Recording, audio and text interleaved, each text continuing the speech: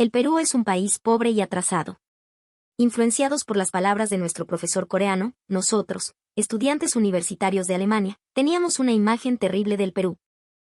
Sin embargo, cuando realmente visitamos el país y llegamos a la estación central de autobuses en Lima, lo que sucedió ante nuestros ojos nos dejó tan impactados que no podíamos articular palabra. ¿Qué fue exactamente lo que nos pasó? Veámoslo juntos. Hola a todos, mucho gusto, soy Hanna. Estudio en la Universidad de Música y Artes Escénicas de Múnich, en Alemania, y soy directora en la orquesta de la universidad. Hace poco, nuestra orquesta recibió a un profesor de dirección de nacionalidad coreana. Era un profesor invitado por la Universidad de Múnich. Al principio, estábamos llenos de expectativas, esperando aprender conocimientos y técnicas nunca antes vistas de este nuevo maestro. Sin embargo, su llegada envolvió a toda nuestra orquesta en una tormenta inesperada. Al ser un profesor invitado especialmente por la universidad, todos pensamos que recibiríamos una instrucción excepcional.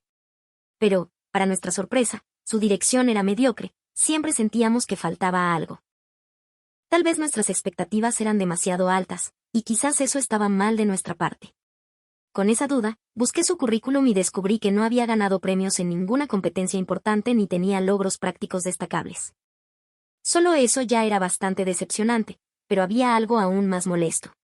Durante las clases de dirección y ejecución orquestal, él siempre comenzaba a hablar de temas irrelevantes sobre el Perú.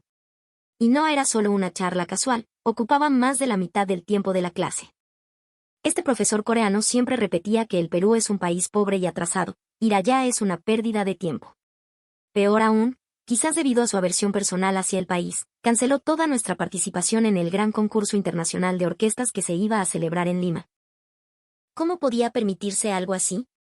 Poco a poco, dejé de tolerar el comportamiento de este profesor. Otros estudiantes también parecían tener sus propias opiniones, pero debido a su estatus de estudiantes, eligieron guardar silencio. Incluso algunos miembros, influenciados por el profesor, comenzaron a tener una imagen negativa del Perú. Unos meses después de la llegada del profesor, finalmente no pude más y presenté una queja ante la administración de la Universidad de Múnich sobre su mala conducta. Sin embargo, la universidad solo repetía que su contrato era de 6 meses y que era difícil cambiar su actitud de inmediato. Tómalo como si no hubiera otra opción y aguanta unos meses más, me dijeron. Supongo que la universidad también tenía sus razones complicadas. Pero aunque entendía eso, mi ira no se calmaba. Pensé, de cualquier manera, tengo que rebelarme contra este profesor coreano. Así que convencí a los miembros de la orquesta y decidimos inscribirnos en secreto en ese concurso internacional en Perú que el profesor tanto detestaba. Yo no tenía ningún sentimiento especial por el Perú, simplemente quería rebelarme contra ese profesor que odiaba tanto a ese país. Además, aunque el profesor llamaba a Perú un país pobre, los premios del concurso en Lima eran mucho más altos que los de los países europeos. ¿Qué clase de país era realmente el Perú? Parecía que no era la única con esta duda. Otros miembros estuvieron de acuerdo conmigo y aprobaron la expedición a Sudamérica. Inmediatamente nos volvimos a inscribir en el concurso internacional que había sido cancelado. Y así, emprendimos nuestro viaje hacia el Perú. Después de un vuelo de aproximadamente 13 horas, pisamos tierra peruana. La escena ante nuestros ojos era muy diferente a lo que habíamos imaginado. Primero, al salir del Aeropuerto Internacional Jorge Chávez, nos sorprendió ver que estaba lleno de turistas extranjeros. No solo eso, sino que aquellas personas que parecían turistas nos saludaban naturalmente en español. Habíamos escuchado del profesor que Perú era un país pobre en vías de desarrollo, por lo que creíamos que casi ningún extranjero vendría de turismo. Entre los extranjeros que llegaron a Perú no solo había turistas, sino que parecía haber muchos estudiantes de intercambio. Si Perú fuera realmente un país tan pobre y atrasado, pensé que nadie querría aprender el idioma o la cultura de este país. Pero, de hecho, los extranjeros en el aeropuerto hablaban un español bastante fluido y comunicativo. Como no sabíamos el camino a nuestro destino, con su ayuda nos dirigimos hacia nuestro primer punto, la gran estación central de autobuses en Lima. Solo este hecho ya era prueba suficiente de que Perú no era un país atrasado. Pero lo que fue aún más sorprendente es que la infraestructura de transporte en Lima no solo era de una escala mayor que en la ciudad donde crecí en Alemania, sino que estaba perfectamente acondicionada y era muy cómoda. Al venir realmente a Perú, fui testigo de su alta tecnología.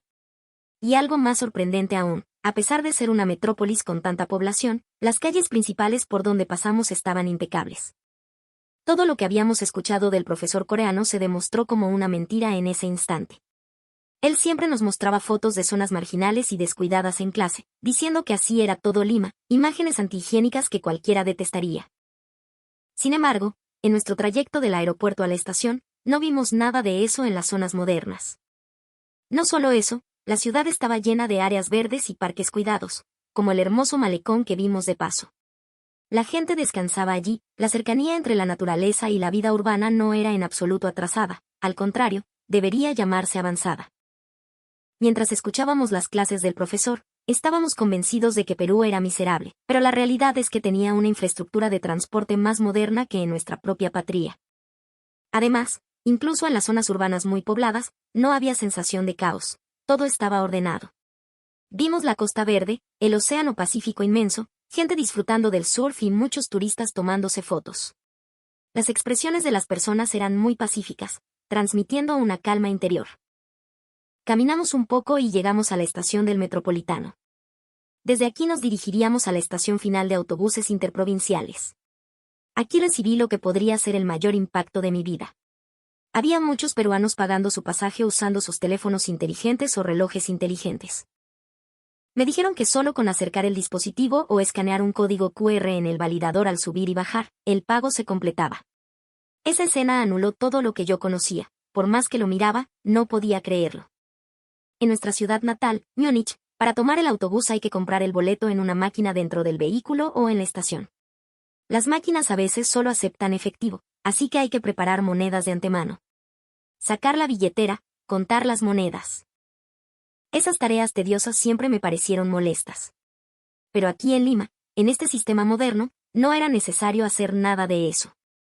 Al ver esto, incluso me preocupé por un momento, ¿será que mucha gente se sube sin pagar? No me imaginaba que con solo acercar su dispositivo al sensor se completaba el pago. Como no entendía cómo funcionaba por más que miraba, al final tuve que preguntar a un pasajero cómo pagaban. Me explicaron sobre las billeteras digitales y las tarjetas sin contacto. Que la digitalización estuviera tan extendida en los detalles cotidianos me dejó atónita. Al mismo tiempo, sentí envidia de este sistema revolucionario que mi propio país no tenía. No era solo yo, los otros miembros de la orquesta parecían pensar lo mismo, todos emitían sonidos de sorpresa y admiración. Incluso alguien dijo, ¿será que en Perú ya no se necesita llevar efectivo? Mientras nos conmovíamos con la última tecnología, pareció que entendimos por qué el profesor coreano llamaba a Perú atrasado. Seguramente esa tecnología superior le hizo sentir la brecha con su propio país y le generó un complejo de inferioridad. Después de llegar a Lima, las sorpresas continuaron una tras otra. En Alemania, las puertas de algunos autobuses antiguos no son automáticas. Uno tiene que presionar un botón o tirar de una palanca. Los autobuses aquí en el sistema troncal tenían puertas automáticas y, lo que es más, algunos estaban diseñados con piso bajo para facilitar el acceso a ancianos o personas con movilidad reducida. Para avisar al conductor que queríamos bajar, solo bastaba presionar un timbre. Los anuncios de la próxima parada dentro del bus no solo estaban en español, sino que en algunas rutas turísticas también se traducían al inglés. Además, el autobús estaba equipado con Wi-Fi gratuito de alta velocidad. Podíamos mensajear o ver videos sin preocuparnos por la conexión mientras nos movíamos. Anteriormente habíamos ido de gira a otros países asiáticos, pero su transporte público no tenía instalaciones tan completas como estas. La diferencia era tal que podíamos entender por qué el profesor tenía que mentir y decir tercamente que Perú era atrasado. Al ver a los peruanos usar con naturalidad estos autobuses, diseñados con tanto esmero para que todos llegaran cómodamente a su destino, sentí una envidia profunda. Así terminó nuestro viaje en autobús, mucho más cómodo de lo esperado, y llegamos a la gran terminal terrestre. El ensayo del concurso de orquesta se llevaría a cabo en una plaza al aire libre dentro de este complejo. Llegamos con un poco de tiempo antes del ensayo, así que decidimos pasear por los alrededores. La terminal era impresionante. No era solo una terminal de autobuses, sino un complejo enorme con un centro comercial, restaurantes e incluso zonas de descanso y entretenimiento cercanas. Todas las instalaciones estaban a una distancia caminable, lo cual era muy conveniente y me impresionó mucho.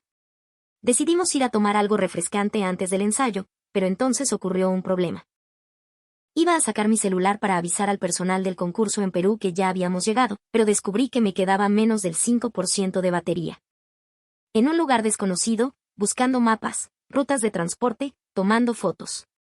sin darme cuenta, la batería se había agotado. Justo cuando entré en pánico intentando hacer la llamada, el teléfono se apagó. Solo yo tenía el contacto del personal del concurso, así que no podía pedirle a otros miembros que llamaran por mí. Claro, había traído un cargador, pero no podía usar cualquier enchufe en una terminal pública. Atrapada en esa situación, planeaba buscar un lugar para preguntar dónde había un enchufe disponible. Iba a hablarle a un peruano que pasaba, cuando un estudiante peruano que estaba sentado cerca me habló primero. Parecía haber notado mi pánico y me preguntó en un inglés excelente, ¿le pasa algo a su teléfono? Entendió perfectamente nuestra situación y nos dijo la solución para salir de este apuro. Nos llevó caminando un minuto a un rincón de la zona de espera VIP de la terminal. La escena ante nosotros nos hizo no creer lo que veíamos. Allí había instaladas varias bases de carga inalámbrica y puertos USB de carga rápida que cualquiera podía usar gratis. Ya había muchas personas usándolos. Incluso había gente que dejaba su teléfono inteligente cargando y se iba a otro lado a descansar o comprar algo. Me quedé boquiabierta.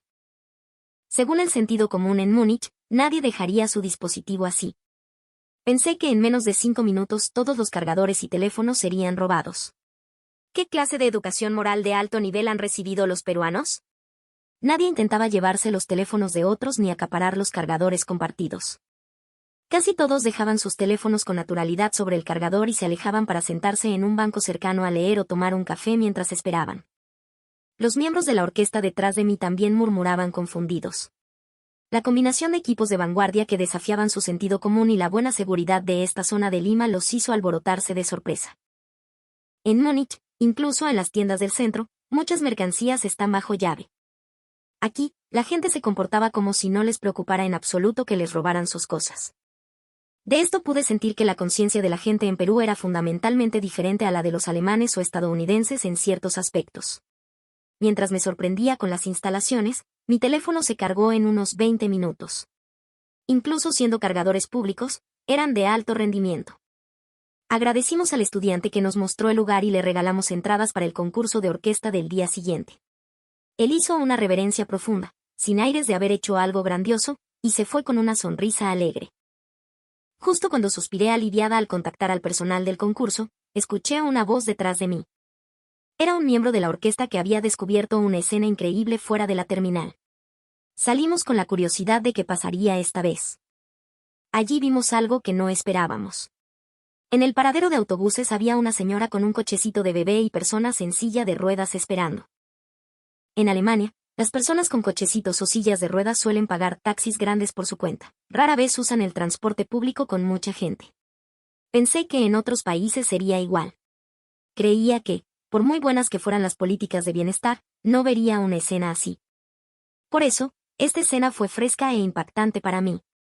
Al mismo tiempo, sentí compasión, pensando que les sería difícil subir.